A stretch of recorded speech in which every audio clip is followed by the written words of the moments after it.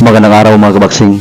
So ulit na nga po ang bakbaka na gaganapin bukas sa Ariake Arena sa Kotoko, Tokyo, Japan, kung saan mapapasabag ang The Monster, undisputed super bantamweight champion na si Naoya Inoue, kung saan kanyang haharapin ang Irish boxer na si TJ Doheny. Sa weigh-in kanina mga kabaksing ay kapwa pasok silang dalawa sa super bantamweight division, kung saan tumimbang si Inoue ng eksakto 122 libras, samantalang si Doheny ay 121.5 libras. So pukpukan na ng dalawa bukas mga kabaksing.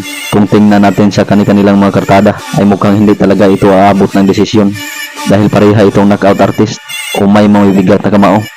Pero kung tingnan natin sa edad mga kabaksing ay dito talaga nakalamang si Naoya Inoue, dahil eksaktong nasa prime pa siya, samantalang itong si Doheny ay medyo may katandaan na.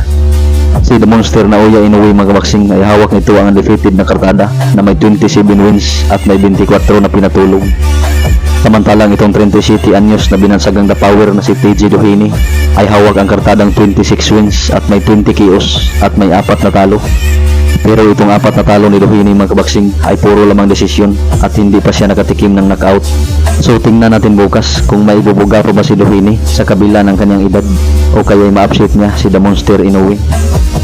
Samantalang sasabak din bukas mga kabaksing bilang undercard para sa WBA Super Lightweight Title Eliminator ang 41 anyos Venezuelan boxer na si Ismael Barroso, kung saan kanya makasagupa ang undefeated Japanese boxer na si Andy Hirauka na may kartadang 23 wins with 18 KOs. Samantalang itong si Lolo Ismael Barroso ay hawak ang kartadang 25 wins with 23 KOs at may 4 na talo. Kapwa sila pasok mga kabaksing sa Super Lightweight Division sa kanilang weigh-in na parehong tumimbang ng 139 ng 3/4 libras. Samantalang sasabak din bukas mga kabaksing ang WBO Bantamweight Champion, Japanese knockout artist na si Yoshiki Taki, para idepensa ang kanyang titulo sa kapwa Japanese knockout artist na si Daigo Higa. Sa kanilang weigh-in ay parehong pasok sa Bantamweight Division na kapwa tumimbang ng 117 and 3/4 libras. Parehong knockout artist itong dalawang Hapon mga kabaksing na itong si Taki ay hawak ang undefeated na kartada na 9 wins with 8 KOs. Samantalang si Daigo Higa ay may 21 wins with 19 KOs at may 2 talo. Samantalang sa ibang balita mga kabaksing ay sa latest update rankings na po ngayon ng WBA sa light flyweight division ay pumwesto sa pangalawa ang ating 19 years old undefeated Pinoy prospect na si The Sniper AJ Pasiones.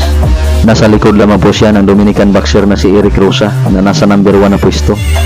So posible talaga mga kabaksing na itong dalawa ay maglalaban ngayong taon dahil nakabakante ang masabing titulo. So kung sakali mga kabaksing may kasatong laban na to ay sa edad ni AJ Pasiones na 19 years old ay may tsansa na siya na maging world champion.